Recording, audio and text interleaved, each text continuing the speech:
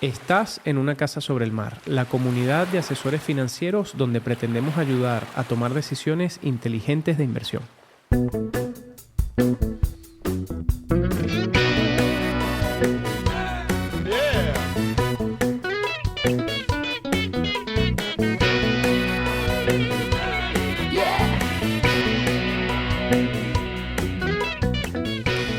Hola a todos, gracias por estar escuchando nuestro podcast en Una Casa sobre el Mar, patrocinado por Lombia Capital. Bueno, es muy emocionante seguir recorriendo cada rincón de España buscando a los mejores profesionales de nuestra industria, así que hoy nos hemos venido a Logroño, donde no ha sido difícil alcanzar ese objetivo además, y ya van a ver por qué. Hoy tenemos con nosotros a María Martínez de Luis, quien es socia y banquera privada de AIG. El currículum de María es interesantísimo, así que arranquemos cuanto antes para conocerla más y mejor. Nosotros somos Francisco Rodríguez e Iván Díez. Gracias por acompañarnos una vez más y empezamos.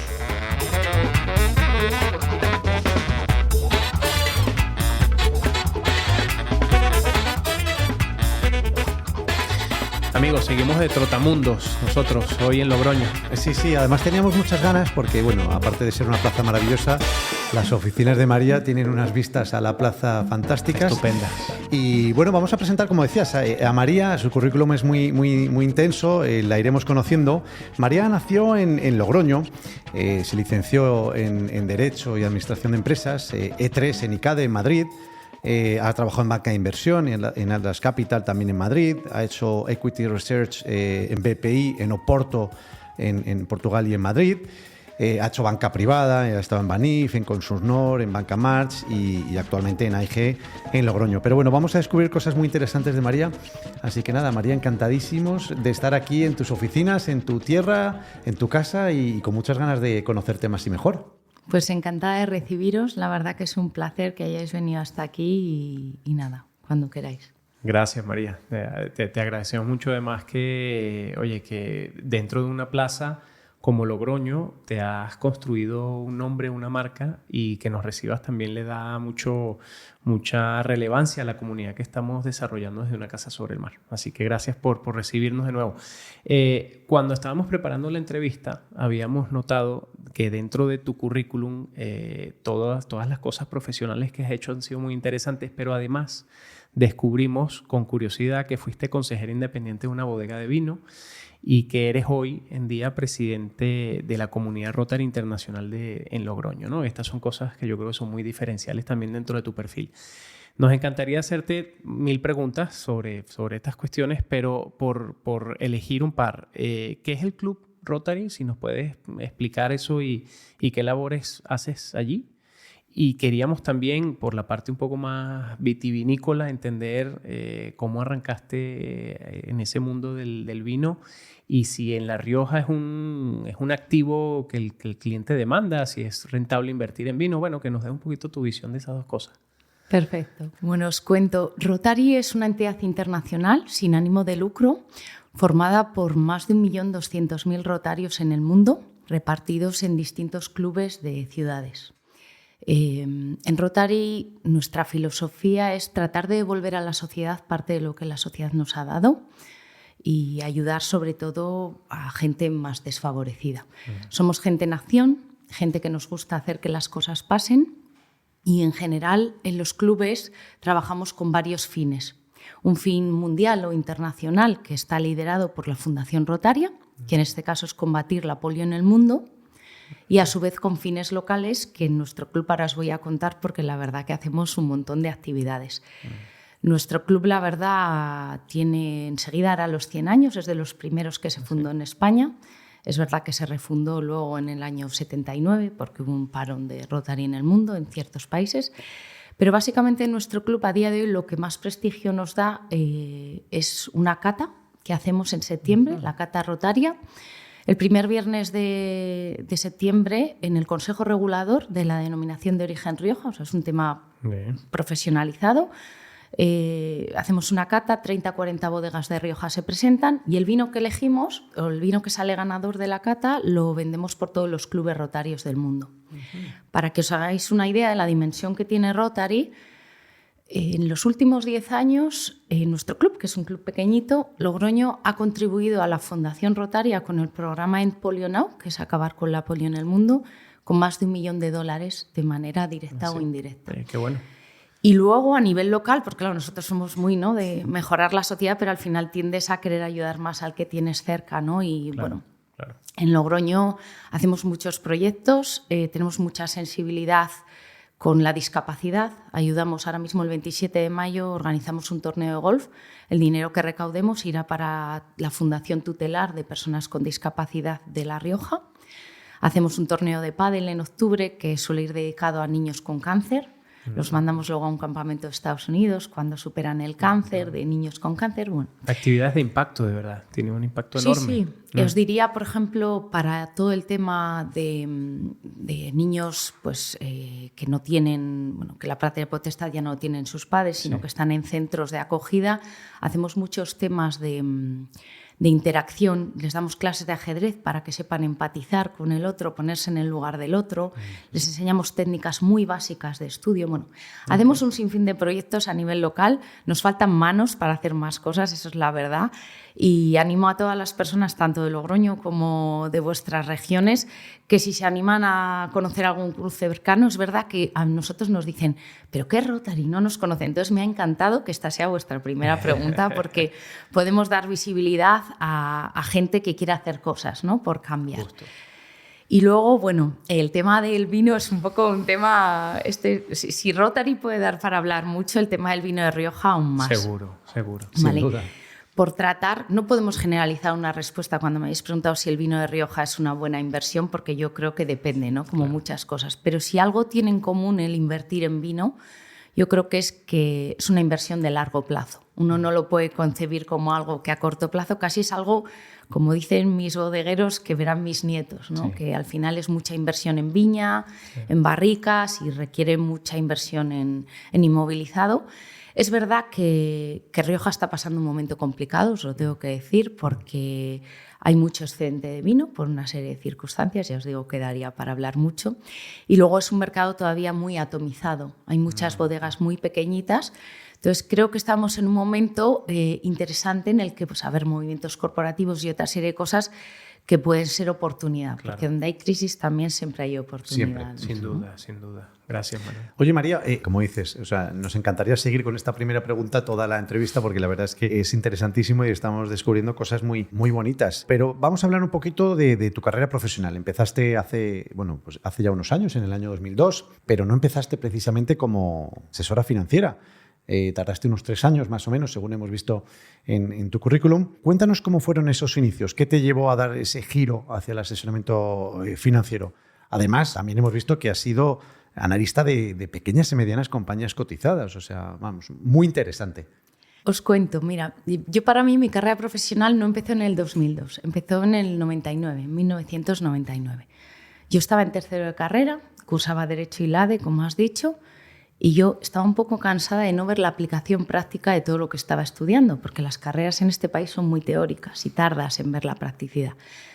Y quería ver qué significaba, porque además estudiar esas carreras te da un espectro de profesiones muy amplio, ¿no? Sí. Y entonces empecé a trabajar. Empecé en verano de 1999 en el sector industrial, en 3M, en su fábrica de Rivas Vacia, Madrid, haciendo Scotch Brite. Bueno, y empecé a probar muchas áreas de trabajo mientras estaba en la carrera. Hice consultoría, hice auditoría y el último año de carrera hice banca de inversión. Os acordaréis del edificio Windsor que se nos quemó, claro. Lo que era Arthur Andersen, claro. Pues en la planta 25, en la última, estaba ahí Alpha Corporate, ahí estuve de becaria en mi último año de carrera y fue un mundo que me atrajo mucho. Por eso mis inicios en el 2002, como has dicho, empecé en Atlas Capital, en banca de inversión. Y claro, imaginaros con 24 años estar sentada al lado de directores financieros o directores generales aprendiendo de verdad cómo funciona una compañía desde arriba, cómo genera caja, todo ese funcionamiento del sector, competidores, pues era algo muy apasionante. Un día estabas valorando una empresa de muebles, al día siguiente una de tecnología. Os recuerdo más que en el 2002 justo estábamos con la crisis de las .com. Sí. O sea, siempre he tenido momentos muy interesantes en mi vida profesional. Y bueno, la verdad que fue un mundo muy apasionante, pero a la vez que apasionante e intenso, pues también a mí me llevó a un estado de salud que no fue el más óptimo. A mí se me empezó a caer el pelo después de 3 años. Y por resumíroslo en una frase, a mí mi ginecóloga me dijo, si el día de mañana quieres tener hijos, cambia de profesión. Entonces, bueno, como yo soy una mujer ambiciosa profesionalmente, creo que se nota, pero ante todo quería formar una familia, pues empecé a ver qué otras cosas podía hacer dentro de las que me habían gustado. Y de las opciones que tuve varias, pues BPI me enamoró, porque aparte que tuve un jefe, yo siempre he sido mucho de las personas, no solo de las entidades, tuve un jefe, Eduardo, bueno, del que aprendí muchísimo. Claro, yo decía, puedo hacer lo mismo que he hecho en no cotizadas, en pequeñas empresas, dentro del mundo de las cotizadas. Y es más, claro, si nos ponemos en contexto de los años que eran, en nuestra época, estudiar un sector de empresas no cotizadas era complejo. Hoy en día tú tienes internet para acceder a todo. Yo recuerdo consultar unos libros de AliMarket para entender el sector de la alimentación buscando ventas desactualizadas. O sea, era un mundo que el research, el análisis y el estudio llevaba, claro, mucho más tiempo que ahora, que con internet a golpe de botón puedes acceder a todo, ¿no? Entonces, para mí fue cambiar la parte que menos me gustaba. Quizá a mí me gustaba mucho la parte del corporate, de hacer ya todo el análisis, la valoración y luego defenderlo ante el cliente, y quité la parte de andar buscando información por tener ya información de cotizadas. Lo que a mí me encantaba de que eran pequeñas y medianas compañías es que no era una compañía como Telefónica, que la cubrían 80 asesores y casi no podías aportar valor. Sin embargo, tú ibas a conocer a Ebropuleva, Vidrala, Viscofan. Entre el equipo directivo habían hecho una serie de operaciones. Yo me acuerdo de Ebropuleva estaba haciendo un crecimiento inorgánico importante, comprando Panzani, un montón de...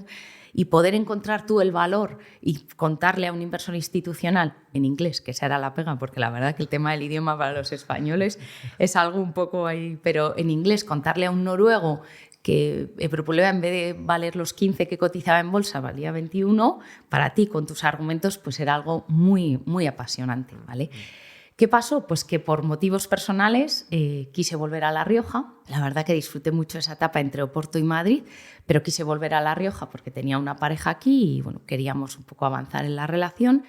Y entonces pensé, pues ahí no hay ni banca de inversión ni equity research, a ver qué hago, ¿no? Y como la parte de estar con el cliente siempre me gustaba mucho, pensé que tenía que tener una buena parte de trato con el cliente. Y bueno, casualidades de la vida, me llamaron de Banif, que por aquel entonces yo creo que era la mayor referencia, al menos en La Rioja, en banca privada en España.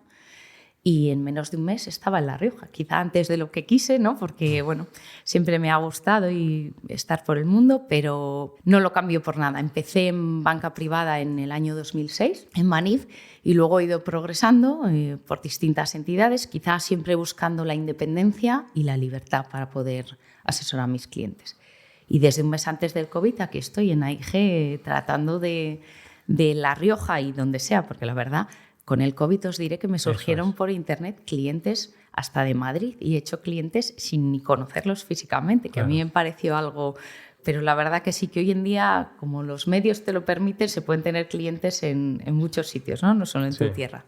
No, tener clientes en muchos sitios, pero hacer clientes sin que te conozcan dice mucho de ti también. Fue una experiencia curiosa porque fue a través de una entrevista, como me está pasando ahora, que estábamos varios ponentes y luego el moderador, la moderadora, Tania, creo que la conocéis, de claro, me dijo, María, una persona me ha pedido tu teléfono, ¿puedo dárselo?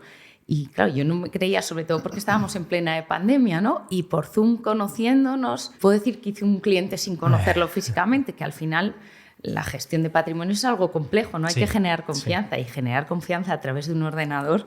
No sé si es lo más... Sí, de forma virtual, sí, ya es difícil, de forma presencial, virtual es más complicado. Pero de todas maneras, eso fue un periodo que nos cambió un poco a todos, ¿no?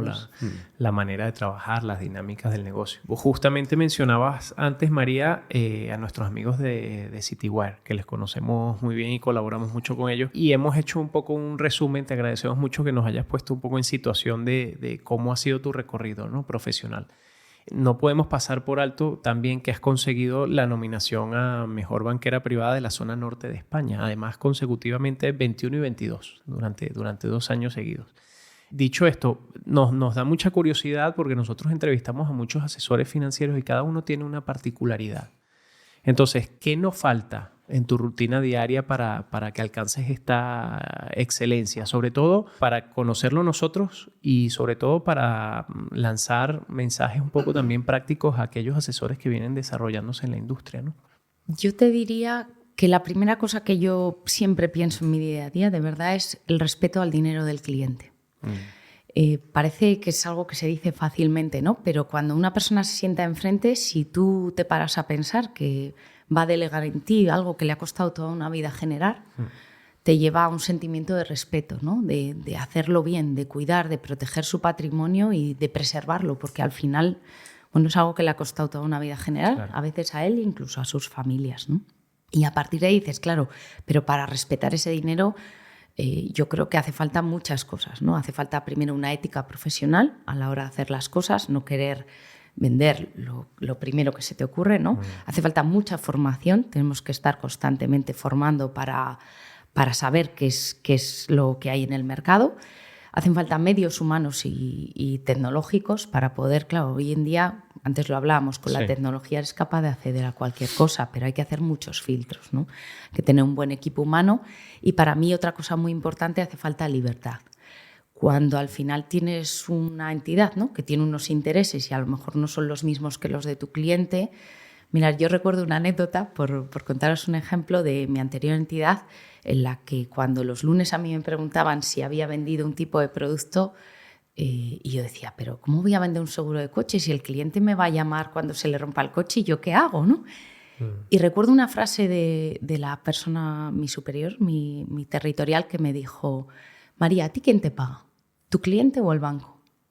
Y la verdad que eso hizo un clic en mí, porque yo dije, es verdad, al final, si a mí me paga el banco, tendré que hacer lo que me dice el banco, ¿no?, en cierta medida. Entonces, si tú no tienes la libertad o el banco no te la da o la entidad no te la da para poder ver, oye, esto es lo que necesita mi cliente, claro, es una relación de mucho más largo plazo, no es tan cortoplacista, de este trimestre hay que hacer esto o para el bonus, no. Es una cuestión de decir, tú estás acompañando a tu cliente en lo que le queda de vida y probablemente a sus próximas generaciones. Es más, yo tengo obsesión, os lo tengo que decir también en las reuniones con clientes, porque sus hijos y la gente que les sucede empiecen a enterarse. A veces me siento con hijos de clientes, soy un poco abuela cebolleta y les digo, pero si tú ganas en tu trabajo la 10ª parte de lo que el dinero de tu padre genera. Entonces, preocúpate de cuidar esto y que tu trabajo sea un hobby. Yeah. Y entonces al final me dicen, bueno, pero ya estás tú, ¿no? Porque confían. Pero para que entendáis un poco, para mí, eso es, bueno, trato de resumiros, pero añadiría otra cosa que creo que es fundamental, o a mí me ha llevado, creo, a donde estoy, que es el inconformismo. Es que nunca es suficiente. Siempre se me ocurren cosas para mejorar con el cliente. De repente tiene una situación de temas de sucesión, de la empresa familiar. Y al final, bueno, también soy un poco... Me dejan meterme incluso más allá de lo que es el asesoramiento financiero, ¿no? Entonces, todo eso te lleva a dar un plus a que el cliente, cuando le conoces desde hace años, no es, oye, ahora me atiende otro, le tengo que contar mi vida.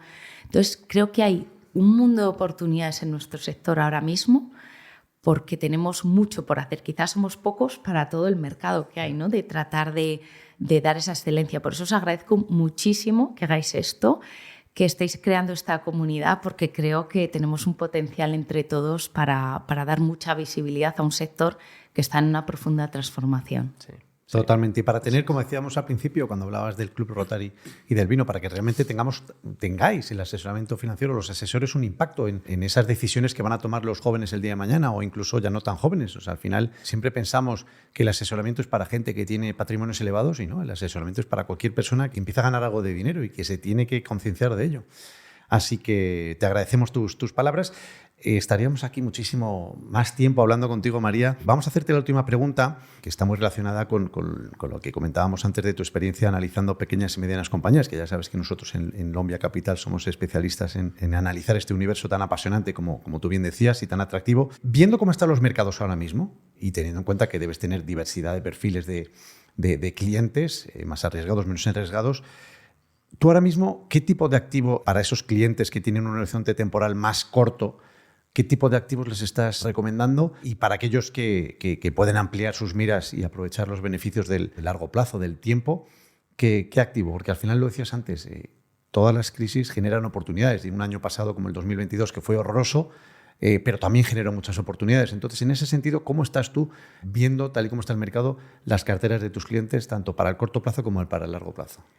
Bueno, como sabéis, hemos vivido años muy complicados, sobre todo para el inversor conservador, porque la renta fija, bueno, por resumirlo, era una caja de bombas que iba a estallar en algún momento y los monetarios era garantizado que ibas a perder dinero. Entonces, para el escenario de un inversor conservador, yo he vivido un periodo largo de hacer simulaciones fiscales para lo que no tenía plusvalías, dejarlo en cuenta, lo que sí que tenía que se quedase en un monetario, explicando al cliente que iba a perder sí o sí, pero la renta fija para mí no era una oportunidad y que tampoco tenía que asumir en renta variable unos riesgos que no correspondían a su perfil.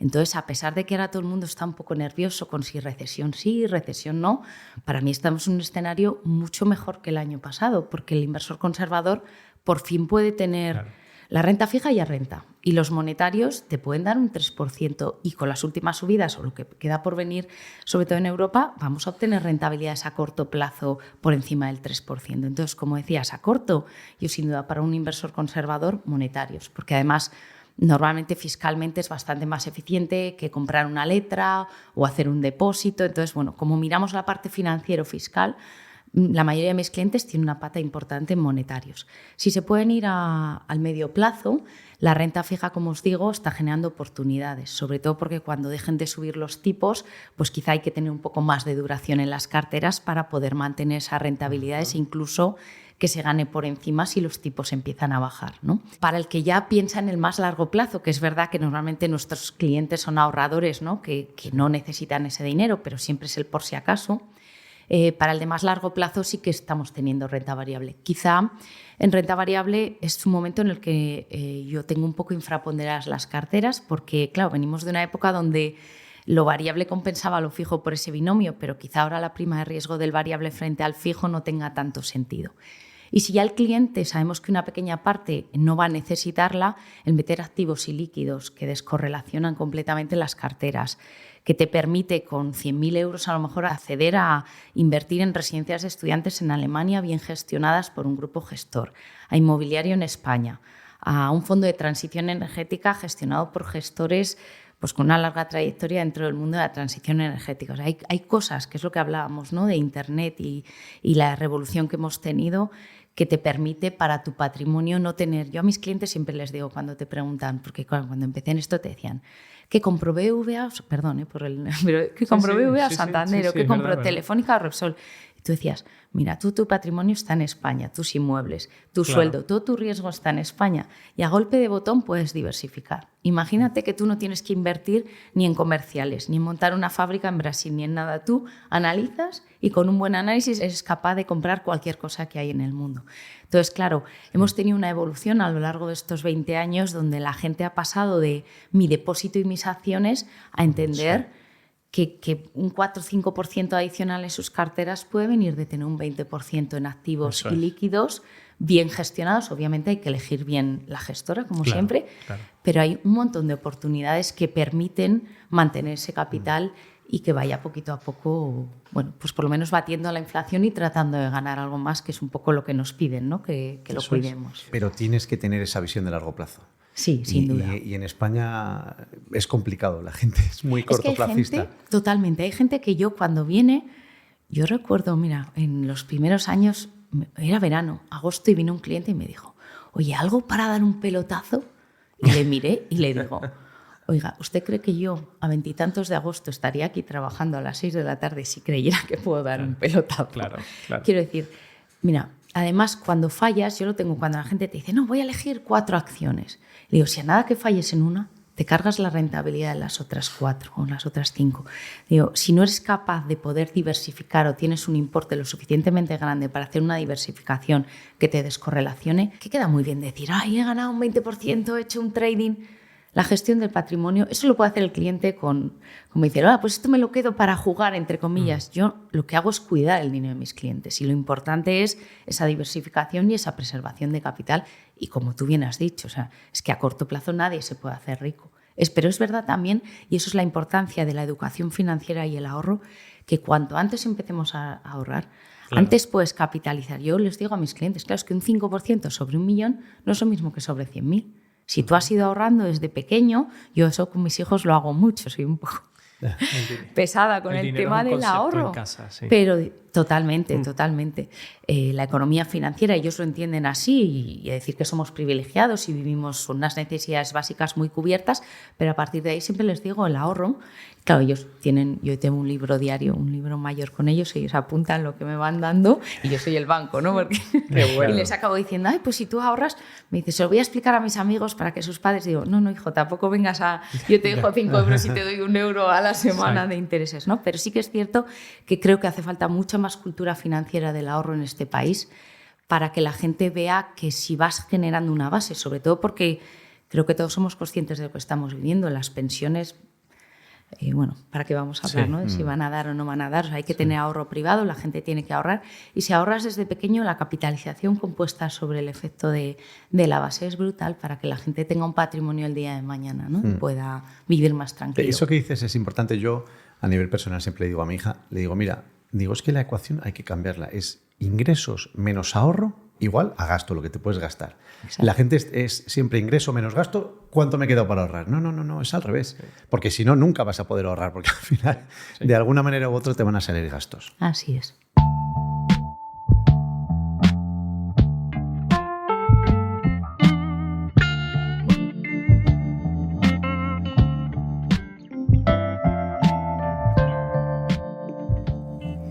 Bueno, María, pues nos trasladamos ahora hasta nuestro faro sobre el mar, ¿vale? Este es el lugar donde intentamos aportar nuestro granito de arena a la formación, a la cultura financiera. Lo has comentado antes en la entrevista, hay que estar constantemente formándose.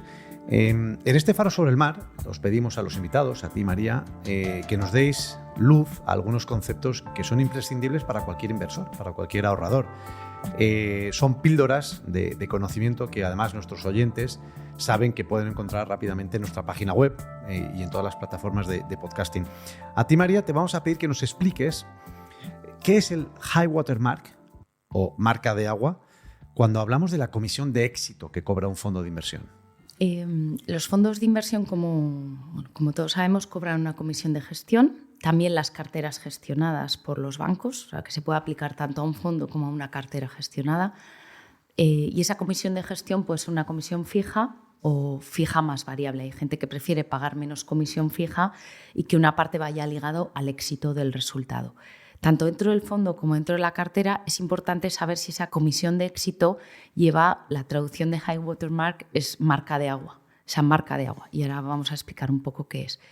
Básicamente, por poner un ejemplo y luego seguimos con la explicación, si un cliente el primer año que entra a trabajar en una entidad, por ejemplo el año pasado, pierde un 5% y llega a final de año, solo paga la comisión fija, no paga comisión de éxito porque no ha ganado, y llega el siguiente año y gana un 8% de rentabilidad, ese siguiente año, si lleva un high water mark, no le van a cobrar una comisión de éxito sobre ese 8%, sino por la diferencia entre el 5 que perdió y el 8. Es decir, si tuvo 100 y bajó a 95, su marca de agua es 100 y solo puede pagar comisión de éxito a partir de 100.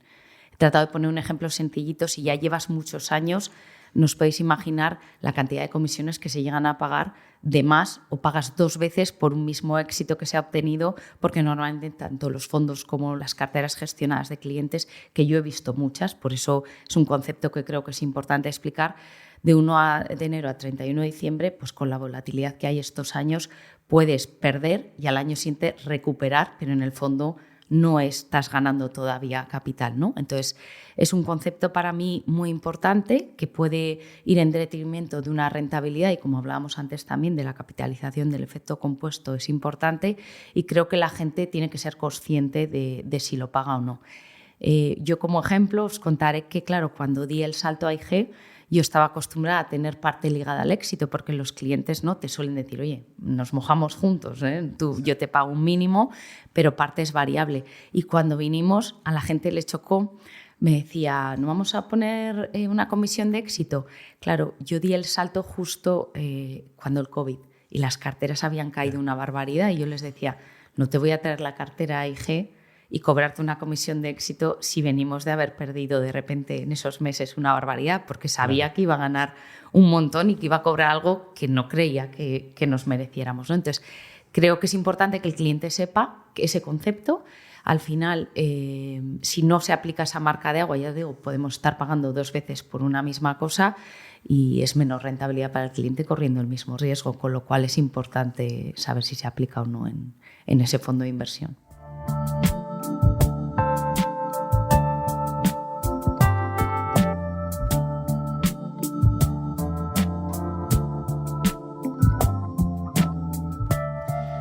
Bueno, María, tenemos una foto clarísima de tu, digamos, experiencia y trayectoria profesional y nos has explicado en 1 minuto y medio un concepto que efectivamente es muy importante, pero que no todo el mundo tiene controlado, como es la marca de agua en la comisión de éxito de los productos. O sea que la entrevista ahora coge un camino un poco más personal y humano, en donde hemos redactado algunas preguntas para conocerte más y mejor, lo que prometíamos al principio, ¿no? Yo te hago la primera pregunta para empezar a desgranar desde un punto de vista más humano a María Martínez de Luis. ¿Qué es lo que más echas de menos de tu infancia? Yo os diría que el no tener tantas responsabilidades y tanta carga.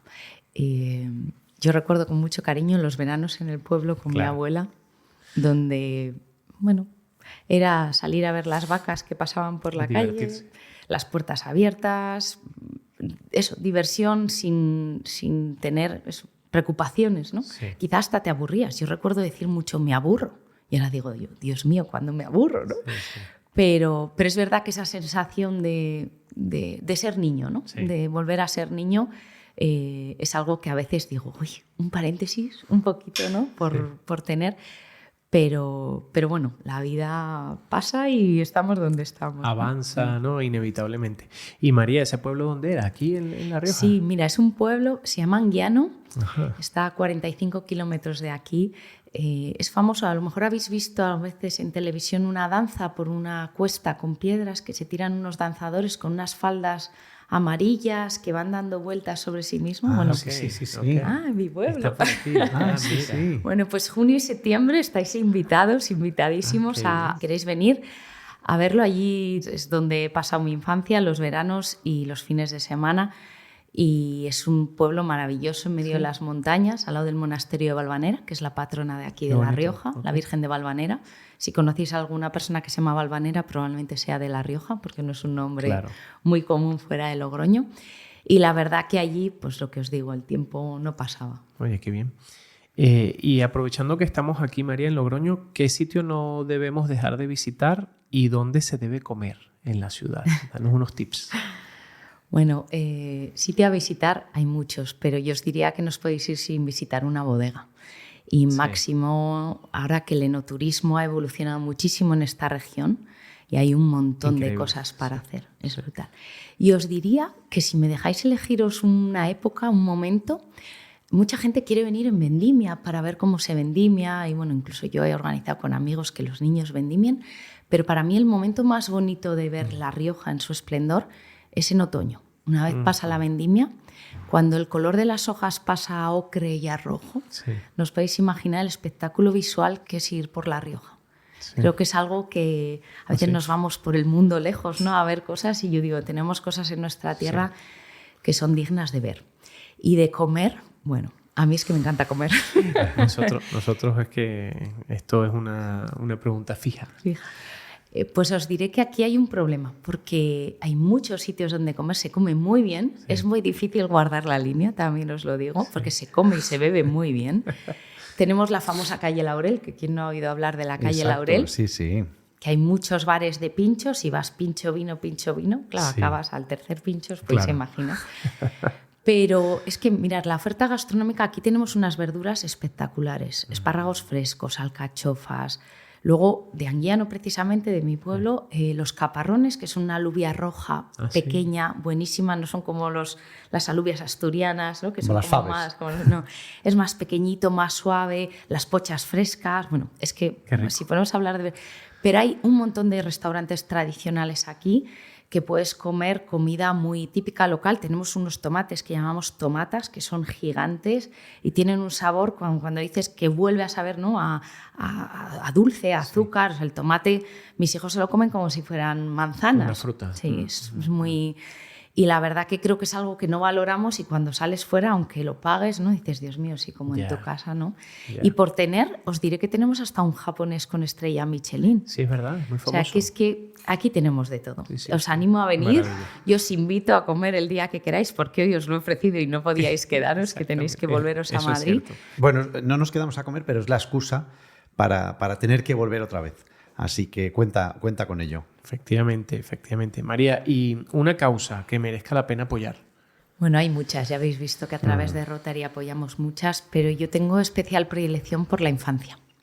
La infancia, las oportunidades de los niños, la discapacidad, es algo que me toca de cerca y creo que es algo que tiene un potencial grandísimo a día de hoy, el tema de la estimulación y la plasticidad neuronal.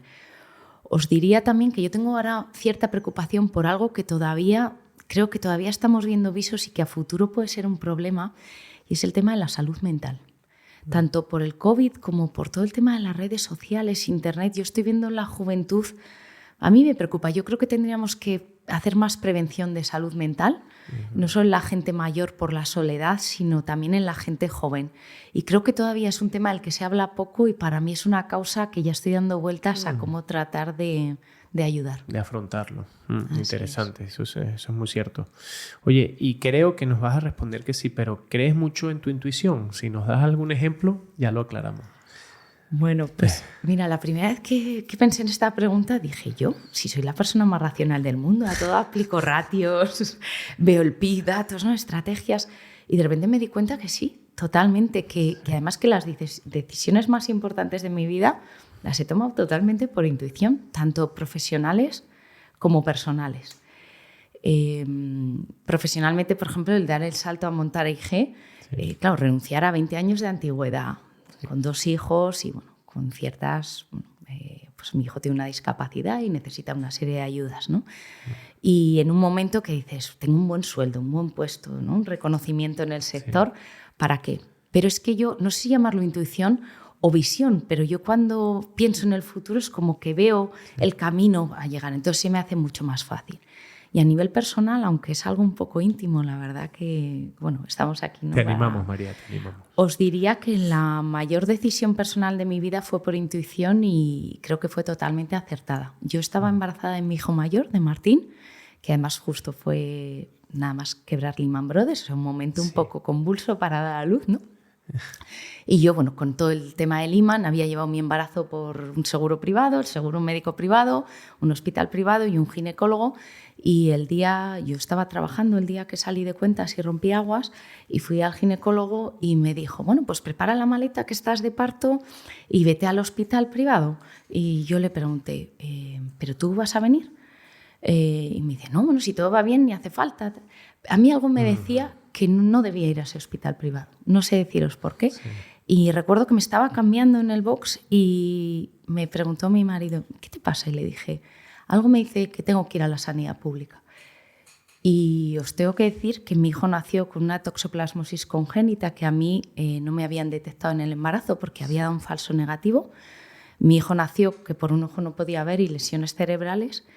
Y sin tener unidad de neonatos, ese hospital privado y sin hacer esas pruebas, porque yo había dado un falso negativo, probablemente a mi hijo no le hubieran diagnosticado el día que nació esa enfermedad, hubiera ido evolucionando con una discapacidad y sin conseguir hitos, y yo no hubiera empezado a estimularle desde el día 1 y ni siquiera a asumir esa enfermedad, ¿no? Entonces, es algo muy personal que he dudado si contarlo, pero al final yo creo que hay que dejarse, hasta las personas más racionales, la intuición nos puede llevar a tomar decisiones, ¿no? De las que a veces cuando piensas dices, fíjate, no sé por qué lo hice, pero algo en mi interior me decía que yo tenía que ir al Hospital San Pedro de aquí de Logroño, y así fui. Además, la jefa de neonatos, coincidencias de la vida, había sido una compañera mía del colegio y su doctorado lo había hecho en la enfermedad de mi hijo. Entonces, la vida te ha ido poniendo, ¿no? muchos problemas o muchos retos. Sí, retos, pero siempre te ha ido dando, ¿no? Gente que te ha rodeado, ayuda,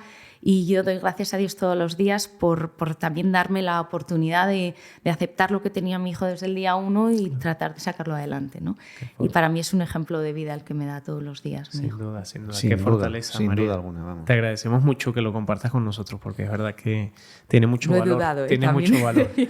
No, justamente como lo has superado y nos contenta que nos hagas parte de esto. Te agradecemos la confianza y la fortaleza sobre todo también. ¿Qué sueño te queda por cumplir? Bueno, muchos. ¿Hay algo por ahí? Muchos, Sí, muchos. seguro, ¿no? Lo que pasa que sé que tomáis nota. Entonces, Tomamos. yo, diré cuando sea mayor o en otro momento, quiero retomar el montar a caballo. Sí. Por mi hijo he hecho muchas cosas, he empezado a probar muchas cosas por él, pero bueno, estoy muy centrada en él. Pero quiero volver a montar a caballo. Quiero seguir aprendiendo a tocar el piano, porque empezamos a tocar el piano juntos. Siempre me quedará el querer volver a jugar al golf, que a mí no me da tiempo. Bueno, pero eso es recuperable. Sí. Quiero aprender a bailar salsa, también os lo digo, me encanta bailar. Pero a corto plazo, porque sé que lo vais a apuntar, yo el reto más inmediato que tengo es seguir enseñándoles a mis hijos el mundo. La pandemia nos paró esta idea que yo tenía, pero yo, dentro que vivimos en una ciudad pequeñita, 135.000 habitantes, yo siempre he sido muy open mind al mundo y que mis hijos vean lo afortunados que somos. Entonces, pues les he llevado a países europeos, han estado en muchas ciudades de Italia, han estado en Francia, el año pasado estuvimos en México, en Semana Santa hemos estado en Egipto y mi idea es, como me quedan pocos años de que quieran viajar conmigo, porque en 4 días me van a decir, yo me voy con mis amigos, ¿sabes? Pero en septiembre nos vamos a ir a África, en finales de año, si Dios quiere, iremos a Disney World, porque yo soy súper friki de Disney y de Mickey, y es más por mí que por ellos. Bueno, sigo siendo un poco niña. Lo va a disfrutar ella más que yo sus sí, seguro. Yo sí. Pero sí que me gusta mucho, de verdad, los viajes que he hecho con ellos, y más ahora, porque claro, Martín tuvo una época, no os he contado, pero que yo no sabía si iba a ser autónomo, ¿no? Entonces, pues hemos tratado de estimularle mucho y es un niño autónomo y feliz, que era lo que yo buscaba. Y claro, ahora me ha permitido el poder hacer otras cosas, ¿no? Y viajar con ellos, para mí, os lo juro, es una gozada y me quedan pocos años. Por eso os digo que el resto de retos son más de medio y largo plazo, por eso digo cuando sea mayor. Pero este es mi reto más inmediato y en los años que me quedan lo seguiré desarrollando. ¿Qué edad tiene Martín? 14. 14. Vale, claro, sí, es verdad. Hay que aprovecharlo. Sí. ¿Qué te gustaría haber sabido con 20 años? Ay. A ver. Quizás que no hacía falta tener tanta prisa. Porque ¿sabéis qué me pasa ahora? De repente te das la vuelta atrás y dices, pero ya han pasado 20 años. Es como que la vida ha ido muy rápido. He hecho muchísimas cosas, os he de decir, porque he hecho tanto a nivel personal como profesional. Pero a veces dices que se pare el mundo, ¿no? Ir un poquito más despacio. Y quizá en algún momento de mi vida, hace 20 años, 15, 10, que alguien me hubiera dicho, tranquila, todo va a ir bien.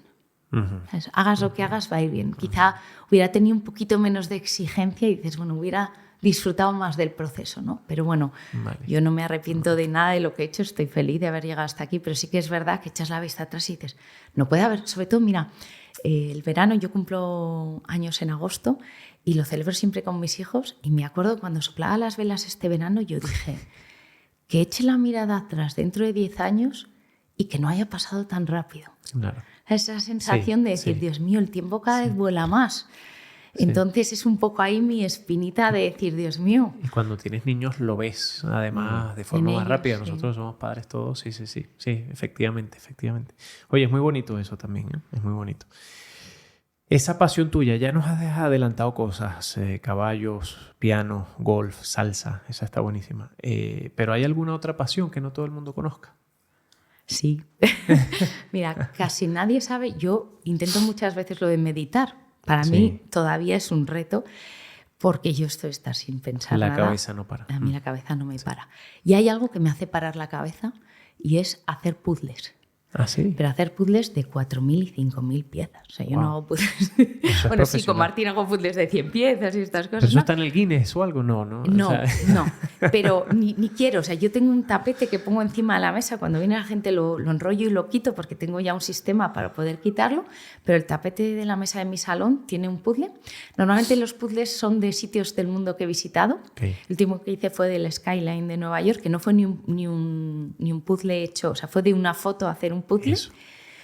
Pero hecho de Japón, de Sudáfrica, de muchos sitios, porque yo he viajado mucho, a mí me ha encantado viajar. Y no sabéis cómo me abstraigo, pero que llega un momento que digo, María, a la 1 de la mañana, vete a la cama, porque yo empiezo a hacer... Y yo empiezo, venga, un poquito más. Y cuando ya de repente no te sale un trozo del puzzle, dices, engancha. Venga, me voy a la cama. Y de repente te sale un trozo y dices, mierda, me quedo, ¿no? Entonces, es una cosa que mis hijos, cuando hablan de engancharse también a Twitter y todo esto, me miran y me dicen, mamá, como diciendo, deja el puzzle que luego nos dices a nosotros de TikTok, ¿no? Pero es verdad que es algo y que creo que no mucha gente conoce, la verdad, porque es algo que se queda en mi casa, ¿no? Que no es algo tan social. Y bueno, me gusta mucho porque es mi forma de meditar y a veces hace falta parar la cabeza. Sí, fundamental. Nos alegra haberlos descubierto aquí en una casa sobre el mar. Y por último, ¿dónde construirías una casa sobre el mar? Bueno, os tengo que decir, a mí el mar me encanta, igual que la montaña. Además, me encanta ir a la playa, igual que me encanta esquiar. Pero si tuviera que pensar un lugar, más que un lugar, yo pensaría en un estado, en una situación, ¿no? A mí, cuando pienso en el mar, a mí el mar me da paz, me da mucha paz. Entonces pienso en una cala, no muy grande, no con mucha gente, donde tener una casa donde vivir tranquila, de volver un poco a esa infancia, ¿no? Donde parar, recibir a mi gente, estar con los que quiero, y yo soy muy de recibir a que vengan todos a casa, ¿no? Claro. Y es un poco, o sea, leí vuestro nombre en una casa sobre el mar, me dio paz, y la sintonía, bueno, vuestras voces también a mí me dan paz, y pienso en eso, en un lugar que me permita un refugio, donde parar de toda esta vorágine de vida que llevamos. Pero la verdad que no tengo un lugar concreto, y mira que le he dado vueltas, porque el Cantábrico con esas olas, pero digo, no, tiene que ser algo más tranquilito, algo más tranquilo. Más tranquilito, pero sí. Bueno, pues lo conseguirás. Como ya te conocemos más y sabemos que las cosas que te marcan las consigues, esa perseverancia, pues lo conseguirás seguramente. Gracias, María, por compartir esto con nosotros. A vosotros.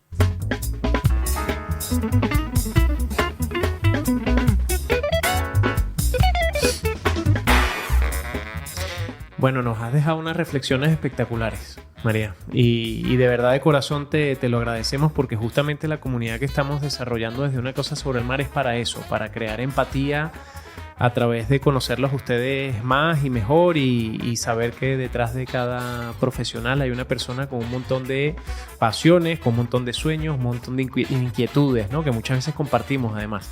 Así que gracias por recibirnos en tu casa, gracias por compartir cosas tan importantes para ti, y el último mensaje es que formas parte activa de esta casa ya, ahora y para siempre. Muchísimas gracias, de todo corazón. Gracias a ti siempre. Lo que más nos gusta de esto, de Una Casa sobre el Mar, es esa posibilidad que nos da de conoceros más, de conocer esa parte más humana, más sentimental, y que os abráis tanto como lo has hecho tú hoy. Así que muchísimas gracias, María. A vosotros. Y esta ha sido una nueva edición de Una Casa sobre el Mar, un programa producido y realizado por Lombia Capital. Nos mantendremos firmes en nuestra labor de ayudar a tomar decisiones inteligentes de inversión sin que falte esa energía del ruido de las olas y la brisa marina. Nos pueden encontrar en iTunes, iVoox, Spotify y otras plataformas de podcast. Y si te ha gustado el programa, por favor suscríbete. Pero lo más importante, si te ha gustado la entrevista de María, si te ha gustado todo lo que ha dicho, en nuestra web vas a poder encontrar su biografía, vas a poder contactar directamente con ella y poneros en marcha. Si quieres hacernos alguna pregunta, algún concepto que queráis saber, alguna de las píldoras de Un Faro sobre el Mar, vas a poder contactar con nosotros a través de nuestras redes sociales, en Twitter, en Instagram y en LinkedIn. Gracias a todos nuestros oyentes, seguidores, familiares, amigos y profesionales, aquí no dejamos afuera a nadie, y profesionales de la industria, por su confianza, cercanía y cariño. No paramos de crecer y eso también lo debemos a todos ustedes. Por último, solo recordarles que encontrarán una nueva entrevista de Una Casa sobre el Mar cada lunes, puntuales, en todas las plataformas. Así que les animamos a estar atentos cada lunes para que nos sigan activamente. Nos seguimos escuchando y hasta la próxima.